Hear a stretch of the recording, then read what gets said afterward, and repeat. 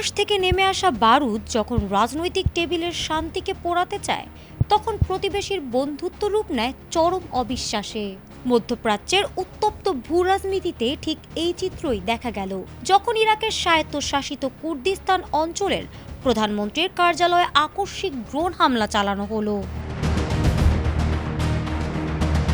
গত সোমবার ভোরে বিস্ফোরক বোঝাই দুটি ড্রোন সরাসরি আঘাত হানে কুর্দিস্তানের প্রধানমন্ত্রী মাসরুর বারজানিয়ের ব্যক্তিগত কার্যালয় এবং স্থানীয় গোয়েন্দা প্রধানের বাসভবনে। কুর্দি নিরাপত্তা বাহিনীর জোরালো দাবি, ইরানের তৈরি হাদিদ ১১০ মডেলের এই ড্রোনগুলো সরাসরি ইরানের সীমান্ত পার হয়ে এসেছিল। হামলায় বড় ধরনের কোনো হতাহতের ঘটনা না ঘটলেও একে কুর্দিস্তানের স্থিতিশীলতার বিরুদ্ধে ইরানের চরম উস্কানি হিসেবে দেখছেন প্রধানমন্ত্রী বারজানি। অন্যদিকে এই অভিযোগকে স্রেফ ষড়যন্ত্র বা দুই দেশের সুসম্পর্ক নষ্ট করার একটি ফাঁদ বলে উড়িয়ে দিয়েছে তেহরান।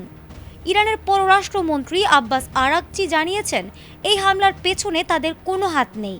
তবে দীর্ঘদিনের আঞ্চলিক বিরোধ আর মার্কিন সেনাদের কুর্দিস্তানে অবস্থানের কারণে এই হামলার পেছনে ইরানের দিকেই আঙুল তুলছেন বিশ্লেষকরা। এদিকে আসল অপরাধী ও হামলার উৎস নিশ্চিত করতে ইরাকের কেন্দ্রীয় সরকারের প্রধানমন্ত্রী আলী আল জাইদি একটি উচ্চ পর্যায়ের তদন্ত কমিটি গঠন করেছেন।